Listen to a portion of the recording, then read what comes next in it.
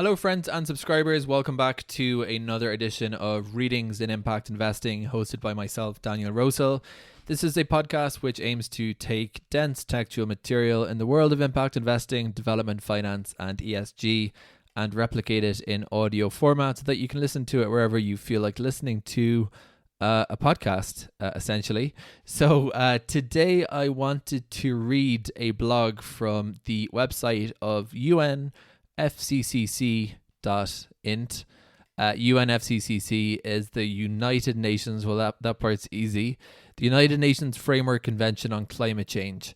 And they have a web page that is called Key Aspects of the Paris Agreement. And we hear so much when we're talking about the SDGs and climate change, naturally about the Paris Agreement, that I thought it would be remiss not to cover it an episode, and rather than read the whole thing, which is really kind of, I think all these international agreements are written in a manner that is not really the friendliest, let's just say.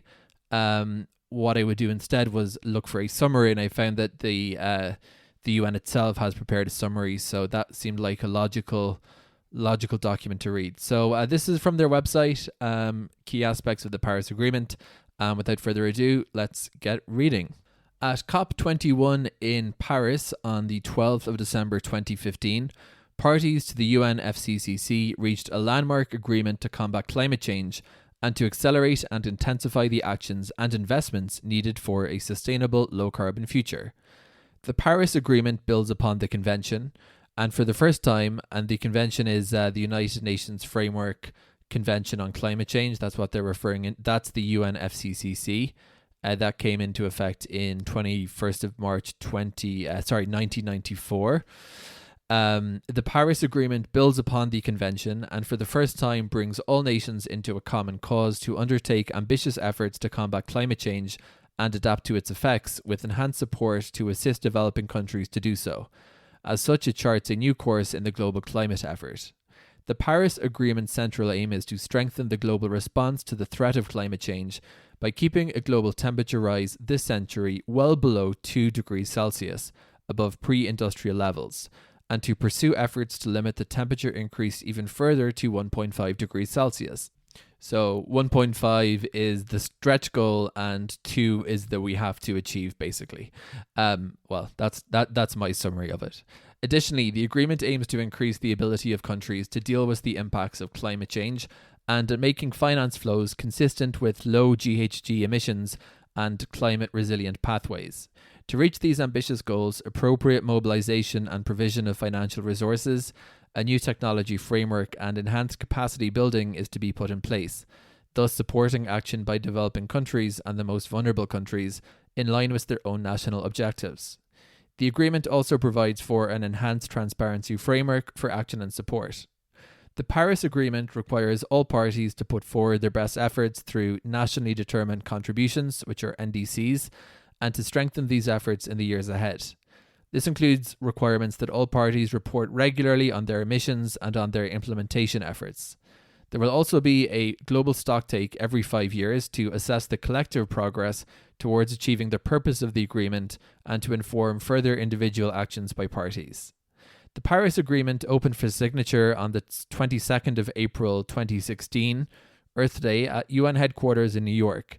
It entered into force on the 4th of November 2016, 30 days after the so-called double threshold. The double threshold meant ratification by 55 countries that account for at least 55% of global emissions.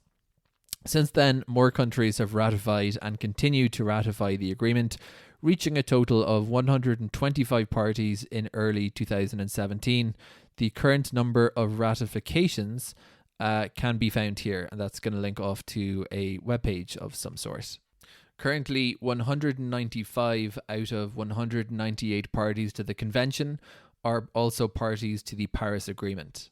So I'm actually not 100% sure which of these 3 countries that ratified. You'd imagine it would be easy and there would be a table, but I'm not finding it on the website. If you know, please let me know. The one country that I do know that hasn't ratified is Iran due to sanctions. The US famously withdrew under the Trump administration, but then rejoined under Biden. And then there's other ones that were listed in various sources as not having ratified: Yemen and Turkey, but they have since ratified. So I'm really, really not sure who the three are. If you are a climate policy boffin and you know the identity of, besides Iran, the two other mystery non-ratifying states, please drop me a line. It's public@danielrosehill.com. I would be indebted to whoever can solve the mystery. It's really not. It really can't be that much of a mystery, given that we're talking about the signatories to a major climate agreement. But my Google skills are lacking apparently this hour. In order to make the Paris Agreement fully operational, a work program was launched in Paris to develop modalities, procedures, and guidelines on a broad array of issues. Since 2016, parties worked together in the subsidiary bodies APA, SBS, TA, and SBI, and various constituted bodies. The Conference of the Parties, better known as COP, serving as the meeting of the parties to the Paris Agreement, met for the first time in conjunction with COP22 in Marrakesh and adopted its first two decisions. The Paris Agreement, adopted through Decision 1 CP.21, addresses crucial areas necessary to combat climate change. Some of the key aspects of the agreement are set out below. Long-term temperature goal, Article 2. The Paris Agreement is seeking to strengthen the global response to climate change, reaffirms the goal of limiting global temperature increase to well below 2 degrees Celsius, while pursuing efforts to limit the increase to 1.5 degrees Celsius. Again, I think of those as stretch goal and has to be goal. Global peaking and climate neutrality, Article 4. To achieve the temperature goal, parties aim to reach global peaking of greenhouse gas emissions, GHGs, as soon as possible, recognizing that peaking will take longer for developing country parties, so as to achieve a balance between anthropogenic emissions by sources and removals by sinks of GHGs in the second half of the century. Mitigation, Article 4. The Paris Agreement establishes binding commitments by all parties to prepare, communicate, and maintain a nationally determined contribution, NDC. And again, I feel like that's one of these confusing acronyms in the world of development, because it sounds like a budget line item when it's actually kind of just a roadmap as such, and to pursue domestic measures to achieve them. It also prescribes the parties shall communicate their NDCs every 5 years and provide information necessary for clarity and transparency. To set a firm foundation for higher ambition, each successive NDC will represent a progression beyond the previous one and reflect the highest possible ambition. Developed countries should continue to take the lead by undertaking absolute economy-wide reduction targets, while developing countries should continue enhancing their mitigation efforts and are encouraged to move towards economy-wide targets over time in the light of different national circumstances. Sinks and reservoirs, Article 5. The Paris Agreement also encourages parties to conserve and enhance as appropriate sinks and reservoirs of GHGs, as referred to in Article 4, Paragraph 1D of the Convention, including forests. By sinks, actually, I did a reading recently of a climate dictionary, which was put out there by another UN agency. That's a great little document giving a dictionary for what some of these terms mean, like NDCs and sinks. Voluntary cooperation, market and non-market based approaches. Article 6. The Paris Agreement recognizes the possibility of voluntary cooperation among parties to allow for higher ambition and sets out principles, including environmental integrity, transparency, and robust accounting, for any cooperation that involves internationally transfer of mitigation outcomes. It establishes a mechanism to contribute to the mitigation of GHG emissions and support sustainable development, and defines a framework for non-market approaches to sustainable development. Adaptation. Article 7. The Paris Agreement establishes a global goal on adaptation, of enhancing adaptive capacity, strengthening resilience, and reducing vulnerability to climate change in the context of the temperature goal of the agreement. It aims to significantly strengthen national adaptation efforts, including through support and international cooperation. It recognizes that adaptation is a global challenge faced by all. All parties should engage in adaptation, including by formulating and implementing national adaptation plans, and should submit and periodically update an adaptation communication describing their priorities, needs, plans, and actions. The adaptation efforts of developing countries should be recognized. Loss and damage. Article 8. The Paris Agreement recognizes the importance of averting, minimizing, and addressing loss and damage associated with the adverse effects of climate change, including extreme weather events and slow onset events, and the role of sustainable development in reducing the risk of loss and damage. Parties are to enhance understanding, action and support, including through the Warsaw International Mechanism, on a cooperative and facilitative basis with respect to loss and damage associated with the adverse effects of climate change. Finance, technology and capacity building support, Articles 9, 10 and 11. The Paris Agreement reaffirms the obligations of developed countries to support the efforts of developing country parties to build clean, climate-resilient futures, while for the first time encouraging voluntary contributions by other parties. Provisions of resources should also aim to achieve a balance between adaptation and mitigation. In addition to, and those are two very important words that again are described in the climate change dictionary, although it's also there's a lot of resources out there explaining what each are, but basically two key criteria or two key concepts in the battle against climate change. In addition to reporting on finance already provided, developed country parties commit to submit indicative information on future support every 2 years, including projected levels of public finance. The agreement also provides that the financial mechanism of the convention, including the Green Climate Fund, shall serve the agreement. International cooperation on climate-safe technology development and transfer and building capacity in the developing world are also strengthened. A technology framework is established under the agreement, and capacity building activities will be strengthened through, inter alia, enhanced support for capacity building actions in developing country parties and appropriate institutional agreements. Climate change education, training, as well as public awareness, participation, and access to information is also to be enhanced under the agreement. Climate change education, training, public awareness, public participation, and public access to information, Article 12, is also to be enhanced under the agreement.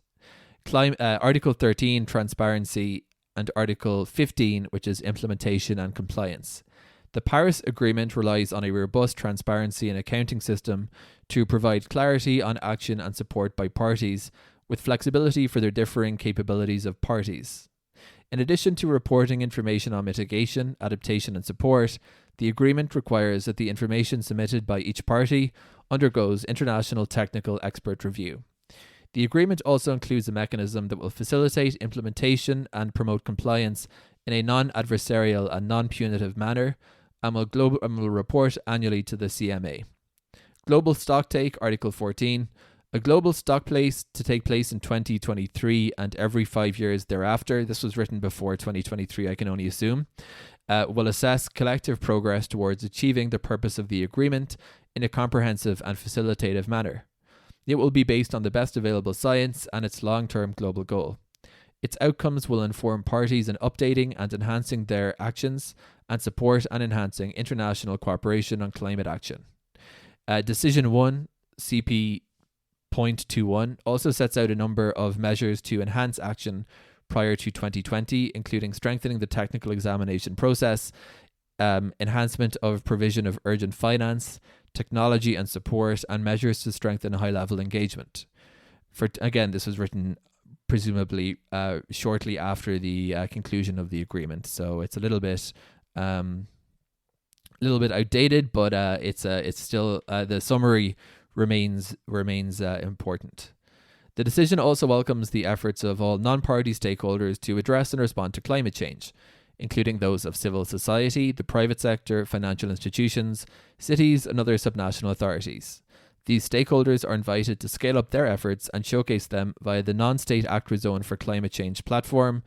Parties also recognise the need to strengthen the knowledge, technologies, practices, and efforts of local communities and Indigenous peoples, as well as the important role of providing incentives through tools like domestic policies and carbon pricing.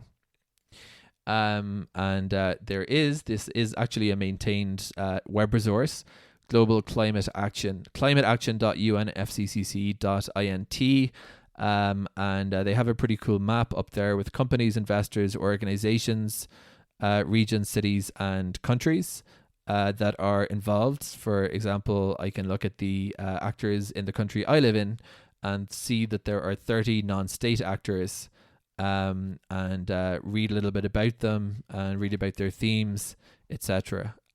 So anyway, that is the summary of the Paris Agreement, concluded at COP21, which was Paris 2015.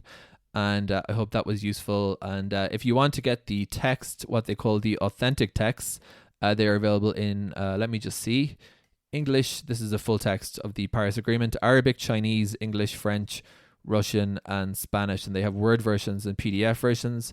And the English version is 27. It's a 27-page PDF, so it's not actually like a colossally long agreement or declaration. So anyway, that's it. I hope this was useful. If you want to pass around this link to your colleagues, readings in impact.org is the web resource. Please feel free to reach out to me at public@danielrosehill.com. I'm very interested to hear from people about resources that they think should be broadcast on this podcast. Thank you for listening, and until the next episode.